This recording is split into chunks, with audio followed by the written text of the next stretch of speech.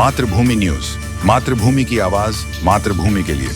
ઉધનાના વીમા એજન્ટની ગ્લોબલ કંપનીમાં રોકાણ કરવાથી અઠવાડિયે 5,000ની આવકની લાલચ આપીને તેના મિત્ર અને તેની પત્નીએ રૂપિયા પડાવ્યા હતા. ત્યારબાદ તેણે તેના આ રૂપિયા ડ્રગ્સમાં રોકાયા હોય અને એસઓજીમાં પકડાઈ ગયાનું જણાવીને વીમા એજન્ટનું નામ નહીં આવે તે કહીને 3 લાખ પડાવ્યા હતા. કુલ 13 લાખ ઠગ દંપતીએ ખંખેરતા વીમા એજન્ટે ભેસાણ પોલીસમાં ફરિયાદ કરી હતી. ઉધના જલારામ નગર ખાતે રહેતા વીમા એજન્ટ ઉલ્લાસ પુંડલિક માળીની ફરિયાદ મુજબ આરોપી વિક્કી કિશોરચંદ્ર જરીવાલા તેમની પત્ની કૃષ્ણા તથા ગાંધીધામના દેવાશીષે મળીને તેમની પાસેથી 13 લાખ પડાવ્યા હતા. ઉલ્લાસના બાળપણના મિત્ર વિક્કી જરીવાલાએ તેમને ગાંધીધામની ગ્લોબલ એક્સપોર્ટ ઇમ્પોર્ટ કંપનીમાં 1 લાખ રોકવાથી અઠવાડિયે 5,000ની આવકની લાલચ આપી હતી. ઉલ્લાસે 1 લાખ રૂપિયા આંગણિયાથી ગાંધીધામ મોકલ્યા હતા. શરૂઆતમાં તેના બેંક એકાઉન્ટમાં 4505 જમા થયા હતા.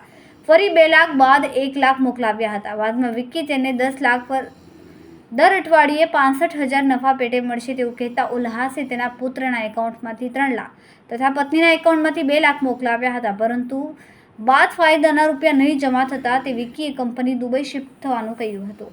બાદ વિક્કીએ પત્ની સાથે મળીને એસઓજી ડ્રગ્સ કેસમાં પોતાની ધરપકડ થવાનું જણાવીને ઉલ્લાસને તેનું અને તેના પુત્રનું નામ નહીં આવે તે માટે વધુ 3 લાખ પોલીસને આપવા પડશે તેવું કહ્યું હતું. ઉલ્લાસે રૂપિયા આપ્યા બાદમાં પોતાની સાથે ફ્રોડ થયાનું લાગતા તેણે એસઓજીમાં તપાસ કરી હતી. ભેસ્તાન પોલીસમાં ફરિયાદ નોંધાવતા જરીવાલા દંપતીની ધરપકડ કરાઈ હતી. ખૂબ જ ટૂંકા સમયમાં માતૃભૂમિ ન્યૂઝ ઓટીટી પ્લેટફોર્મ અને મેગા સિટીમાં કેબલ નેટવર્ક સાથે જોડાઈ જશે. તો જોતા રહો માતૃભૂમિ ન્યૂઝ. ભેસ્તાન પોલીસ સ્ટેશનમાં એક ક્રિમિનલ કેસ દાખલ થયેલો છે.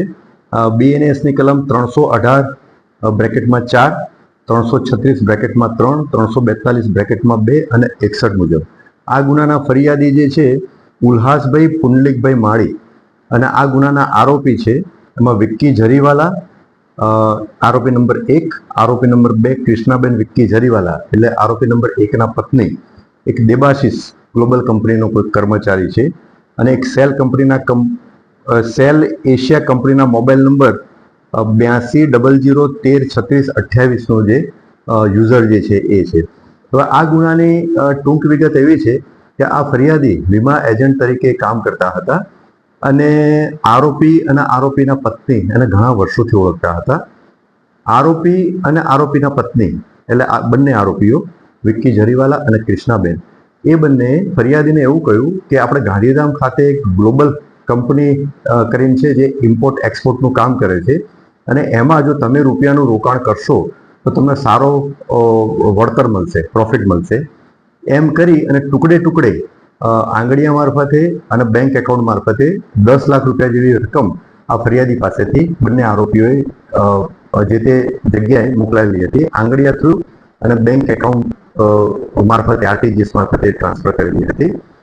10 લાખની રકમ મોકલ્યા બાદ એક વખતે આરોપી કૃષ્ણાબેનનો આ ફરિયાદી ઉપર વોઇસ મેસેજ આવ્યો અને એમને એવું કહ્યું કે એસઓજી એટલે સુરત એસઓજી એના પતિ એટલે વિક્કીને લઈ ગઈ છે અને આ બાબતે પછી ફરિયાદીએ રૂબરૂમાં આરોપી નંબર 2 એટલે કૃષ્ણાબેન જોડે વાતચીત કરી તો એમણે એવું કહ્યું કે એસઓજીની પોલીસ લઈ ગઈ છે અને મેં આ બાબતે ભેસ્તાન પોલીસ સ્ટેશનમાં એક મિસિંગની અરજી પણ આપેલી છે.